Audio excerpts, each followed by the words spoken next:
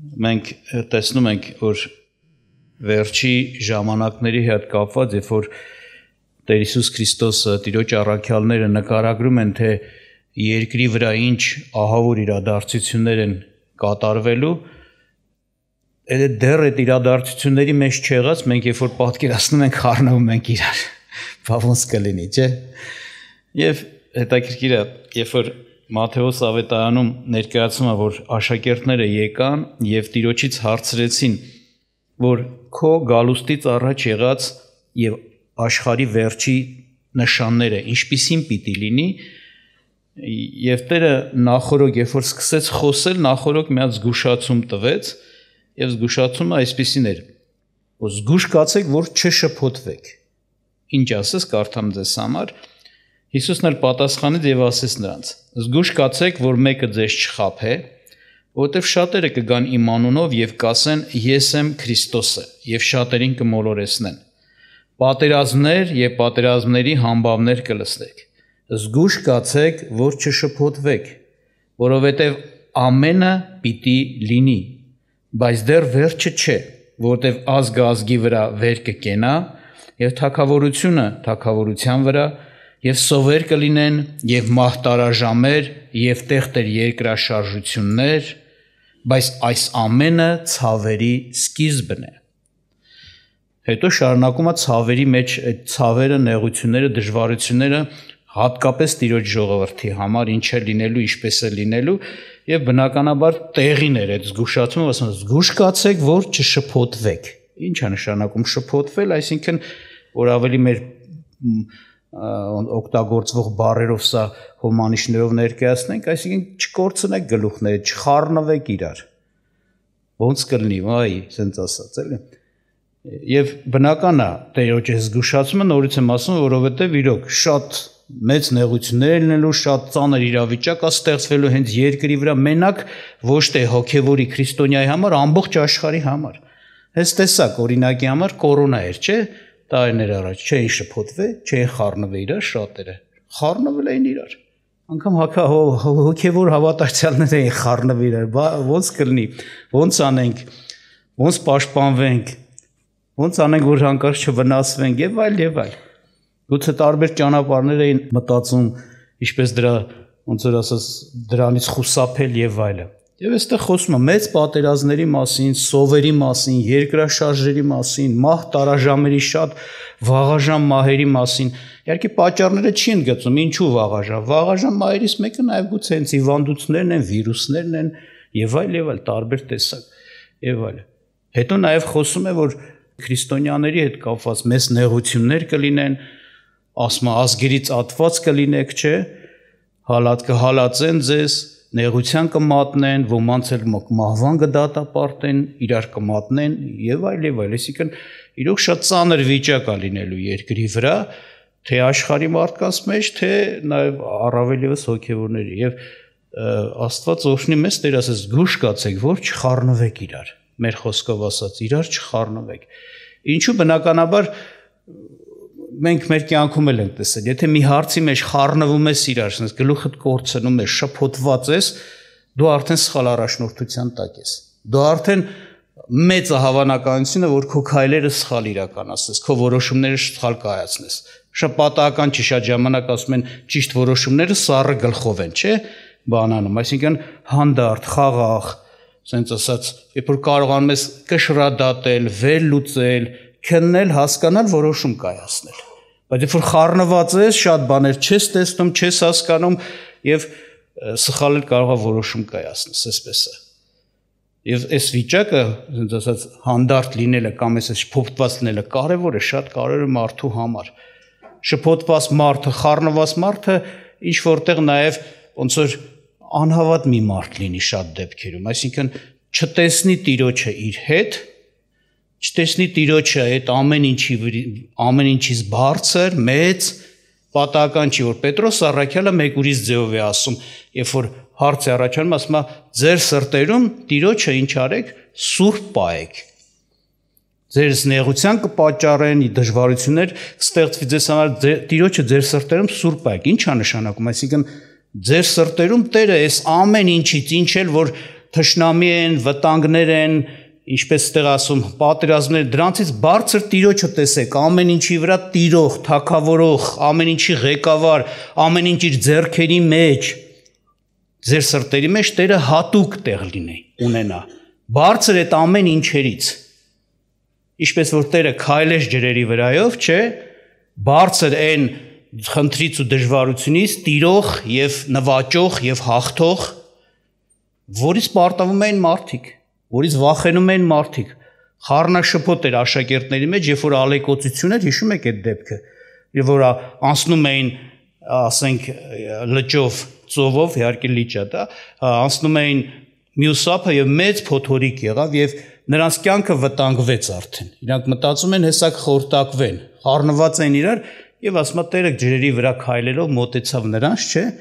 Այո, այսինքն այն ինչից իրանք վախենում են, պարտված են տեսնում, շփոթված են եւ մտածում են կարող է այո այդ վտանգը սպառնա իրանց կյանքն էլ կյանքից էլ զրկվեն դրա պատճառով, Տերը դրանց վրայով քայլում է։ Դրա համար ասում Սուրբ ձեր սրտերի մեջ Տիրոջը պահեք։ Դեռևս 5 կտակարանյան օրինակներով Տերը մեզ սովորեցնում է, ոնց որ այդ օրինակներով կրթում է ընդ որում հատուկ, օրինակ Եսայի 30-րդ գլխում մի դեպք է նկարագրված, որի մասին Տերը խոսում է, մարգարեին էլ պատվեր է տալիս, ասում է, «Էսի գրի, այս գրի թող խրատի համար մնա վերջի ժամանակների համար»։ Այսինքն հասկանում ես վերջի ժամանակներում սենց իրավիճակներ են լինում, այս խրատով շատերը պիտի փրկվեն այդ դժվարությունից եւ կուզեմ հենց այդ համար ուղակի կարդամ, հետո իրավիճակը նկարագրեմ Սուրբ գրքով։ Ասում արդ գնա գրի, Տերն ասում Եսային, մարգարեին։ Գրիր այս նրանց հետ տախտակի վրա եւ գրքի վրա նշանակիր եւ դա մնա հետին օրվա համար վկայություն մինչեւ հավիտյան։ Էդի գրի նպատակը սես ասում է Տերը, որ մնա հետին օրվա համար։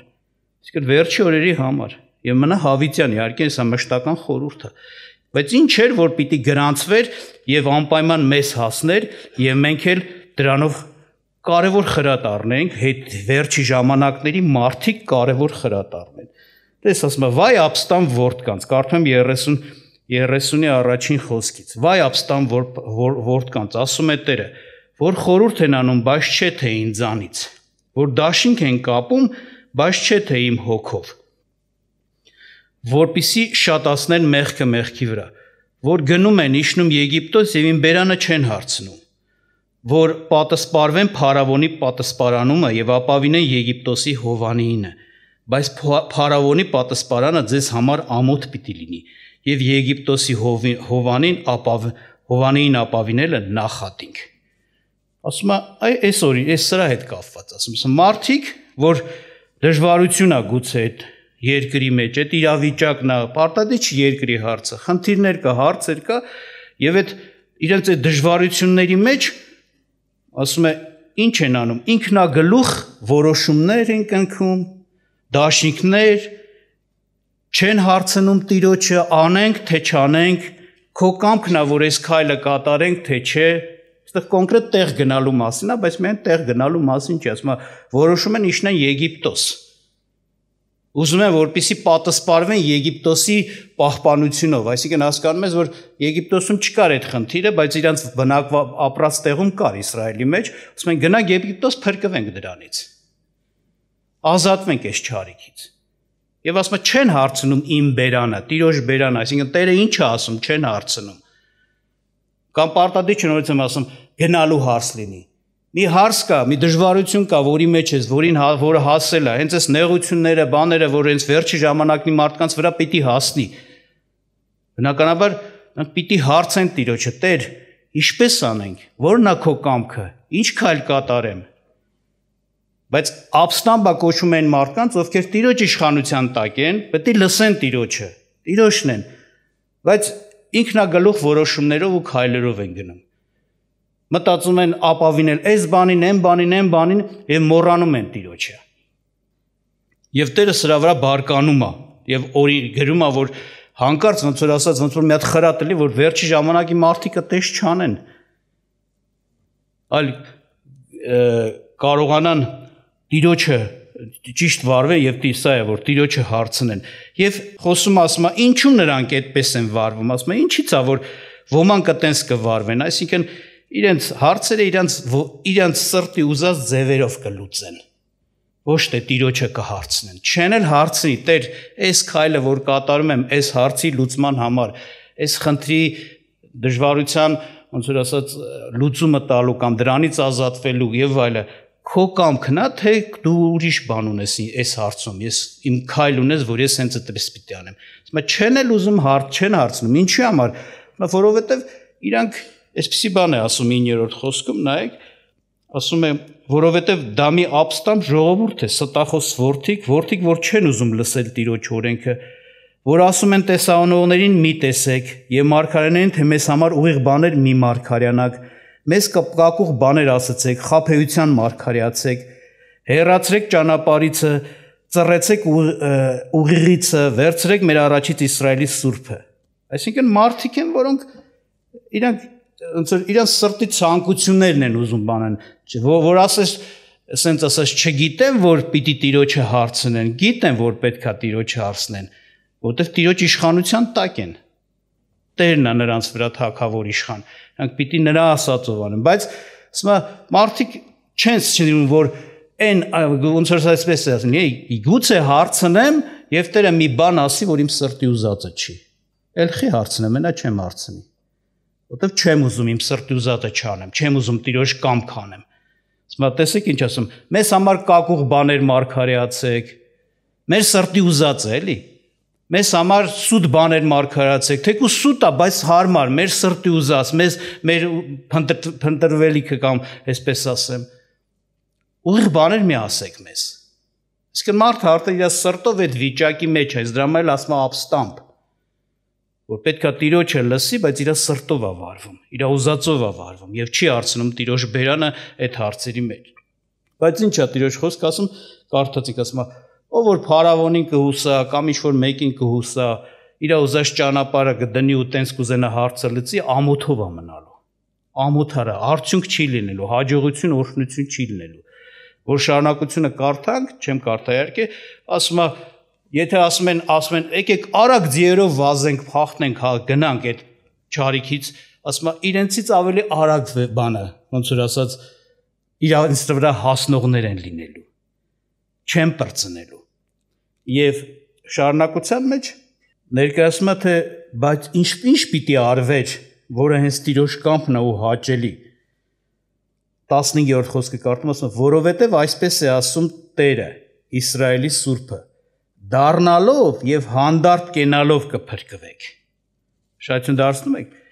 Դառնալով եւ հանդարտ կենալով կփրկվեք։ Հանդարտությամբ եւ ապավինությամբ կլինի ձեր զորությունը, բայց դուք ասում չեք ուզում։ Տերը ասում է, ոնց որ ասես, դառեք այդ սխալ մտքից, ինքնագլխությունից։ Հանդարտ դառնալով եւ հանդարտ կենալով։ Հանդարտ կենալը ասեցինք, ինչ նշանակում չէ, որ մարդը ոնց որ ասած խաղաղա գլուխը չի կորցրել ասենց ինքը չի վախենում չի տագնապած չի շփոթված այլ հանդարտության մեջ է շատ կարևոր է այս բանը վիճակը որ մարդը այո հանդարտ լինի որտեղ եթե խառնվում է իրան նորից եմ ասում այդ իր փոքր խնդրեմ անգամ կարող է դառնալ իր աշկին մի հատ եսի մեծ գողիաթ մեծ խնդրեմ ավելին քան թե իրականության մեջ գուցե կա բայց ինչքան էլ բարձր լինի նորից եմ ասում մեր հանդարտության հիմքը էս Աստված այդ ամեն ինչից մեծ է բարձր է ես պիտի տես միշտ մտածեմ դες պատերազմների լուրեր սով մարտարաժամեր Տերը խոստացել է շատ տեղերում այդ ամեն ինչից էլ կարա մեզ ազատի ու փրկի ոնց խաղաղվի հանդարտվի հանգստացի մի հատ ոնց ասած ճիշտ մտածի Հիշի Աստված ինչա քեզ խոսել այս թեմաներով, ինչա ասենք խոստացել եւ ասում հանդարտ կենալով կփրկվեք եւ հանդարտությամբ ու ապավինությամբ կլինի ձեր զորությունը։ Այսինքն երբ որ դուք հանդարտ մնաք եւ հուսակ Աստծուն ապավինել, հույս դնել, հավատալ, նրան հուսալ, ոչ թե ուրիշ բաներ մտածել, ոնց կարելի է այս հարցը լուծել, Տերն է իմ լուծումը։ Տերն է խնդրեմիս լուծումը տվողը։ Այդ հանդարտությամբ եւ այդ ապավինությամբ ինչ կանեք զորություն կստանաք։ Իհարկե Տերը չի ասում ուշադրություն դարձեք, որ չի ասում Աստված ձեզ համար sense կանի, թույլ չի տա, որ այդ դժվարությունները լինի։ Չի ասում զորություն կտա։ Քո վստահությունը, քո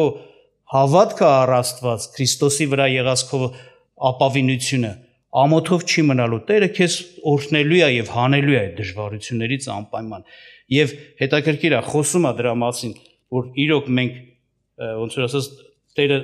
մեզ օրհնելու է, որ այդ հաղթահարենք այդ դժվարությունը, ոչ թե դժվարությունն է հեռացնելու, այլ հաղթահարելու զորություն է տալու։ Ուզեմ կարդամ այս հատվածից, ասում է 20-րդ խոսքում ասում է. Եվ Տերը ձեզ տալու է նեղության հաց եւ տառապանքի ջուր, շատություն դասում եք ինչ է տալու։ Նեղության հաց, տառապանքի ջուր, այսինքն անցնելու ենք այդ նեղությունը, ոչ թե նեղությունը հանելու է, որտեվ որ կարդացիք ուշադրություն դասեք 24-րդ գլխում այսպեսի բան ասեց. Այս ամենը պիտի ինչ արվեն, կատարվեն, այսինքն սրանք անպայման լինող են, եւ դուք էլ այդ իրավիճակների ականատեսն ու մասնակիցն եք լինելու։ Ոչ թե Տերը պիտի դրանք հեռացնի եւ չկատարվի, չէ, դրանք լինող բաներ են, դրանք նշաններ են, որ պիտի երևա։ Նշան դա նշանակում է, ասես երևացող, հայտնի, ճչացող, խոսող, բան քեզ հուշող։ Դրանք անպայման պիտի լինեն։ Դու էլ այդ բաների մեջ պիտի լինես։ Գուցե հենց այն երկրերի մեջ, որ պատերազմ կա, կամ սովերը, կամ հիվանդությունները, կամ այդ չարիքները, կամ մնացած նեղությունները։ Եվ Տերը չի ասում, քեզ թույլ չեմ տա, որ քեզ հասնի, դու այդ բաների մեջ մասնակից լինես, չէ, ասում է քեզ կզորացնեմ։ Եվ այստեղ ասում է հանդարտությունով եւ ապավինությունով կլինի քո զորությունն ու փրկությունը, այստեղ ասում է ինչպես է լինելու, թեկուզ Տերը տալու է նեղության հաց եւ տառապանքի ջուր, բայց քո ուսուցիչը այլևս ետ չի քաշվելու եւ քո աչքերը շարունակ տեսնելու են քո ուսուցիչներին։ Քո ականջները լսելու են մի խոսք քո ետևից, որ ասե. Սա է ճանապարհը, սրանով գնացեք։ Երբ որ աջ կողմը պետք է գնաք եւ երբ որ ձախ կողմը պետք է գնաք։ Այսինքն էսա Տերը քո հետ է լինելու, քեզ զորացնելու է, քեզ օրհնելու է եւ քեզ առաջնորդելու է։ Երբ որ պետք է ինչ որ քայլ կատարես, չի ուշանալու պատասխանը Տիրոջից առաջնորդես։ Երբ որ պետք է աջ թեքվես կամ ձախ, Տերը ասում է քո ուսուցիչը քեզանից չի բացակայելու, միշտ քո հետ է լինելու, ասելու է աջ թեքվի, հիմա ձախ թեքվի։ Գիտեք, էսի շատ կարևոր բան է, ասենց ասած օրհնությունը խոստում է։ Ժամանակների իրավիճակների մեջ մարդը շփոթված կանգնում է, մտածում է, լավ, ինչ անեմ, ո՞րն է Տիրոջ կամքը, ո՞նց անեմ, որ այս որոգայթների թակարդների մեջ չընկնեմ։ Մանավանդ այս վերջի ժամանակների դժվարությունների մեջ տեսնում ես, անենց տեխնոլոգիաներ են կիրառում, անենց խորամանկությունով են իրենց գործը կատարում չարի ծառաները, որ ոչ թե կարող է հաստատ մարդկային քո կարողությունը չի երիքում տեսնես չարիքը եւ խուսափես կամ տեսնելով չարիքը հասկանաս ինչ պետք է անես։ Տերը ասում է ես քո հետ եմ լինելու։ Երբ որ դու ինձ ապավինես եւ հանդարտ կենաս, աչքը պետք տեսնելու աչ կթեքվես, ձախը պետք թեքվելու ձախ կթեքվես, որ չարիքի մեջ չընկնես, որ չարիքի թակարդի մեջ չընկնես, որ ազատվես, որ դուրս գաս այդ վիճակից, ասում է քո ուսուցիչը քեզանից չի պակասի, փառք Աստծո սրա համար, բայց երբ որ ոչ թե շփոթված լինեք խառնված, այլ հանդարտությամբ եւ ապավինությամբ կլինի ձեր զորությունը եւ ձեր առաջնորդությունը։ Եվ ավելին է ասում Տերը, սրբի Տերը ասում է, եւ այն ժամանակ քո դու պիտի պիղծ համարեք քո արծաթի կուրքերի ծածկոցները, դու քո ոսկի կռածը ձուլվածները դու ցիրուցան կանես դաշտանի շորի պես դու նրան ասելու ես դուրս, այսինքն ոնց որ ասես Տերը օգնել է որ ավելի սրբվես, ավելի մաքրվես, որ ասում սուրբը էլ ավելի սրբվի։ Եվ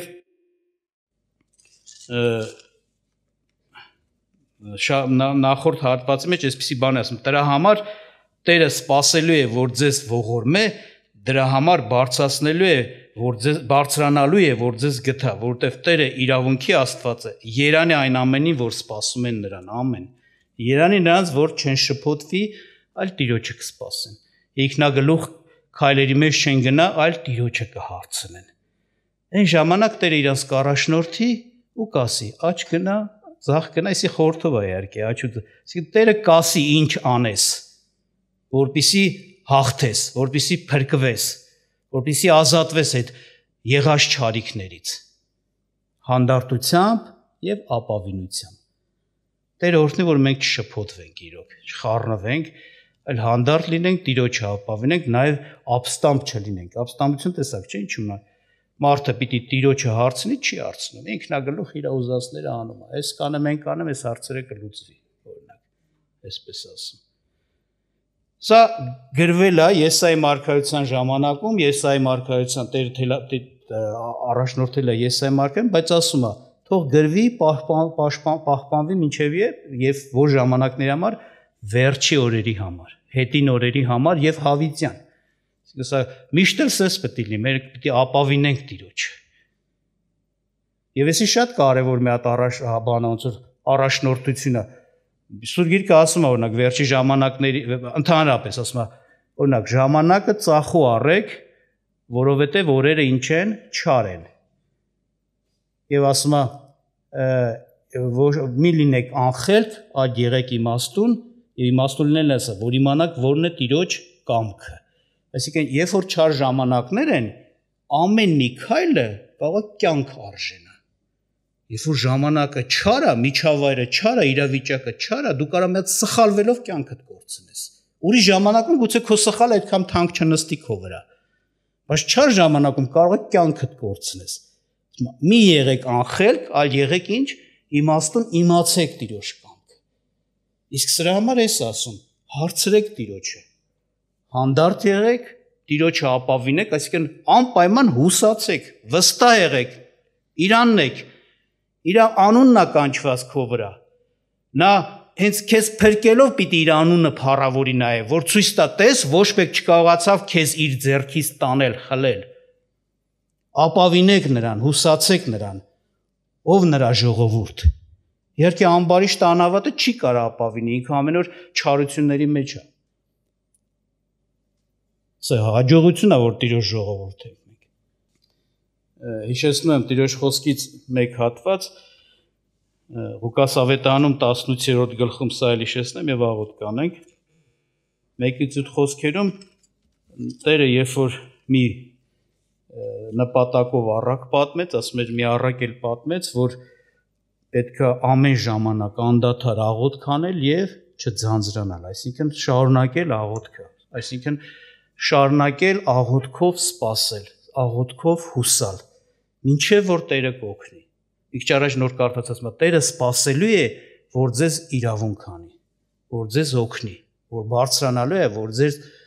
ձեռք մեկնի, որտեղ Տերը իրավունքի Աստված է, Երանին ան ով ամեն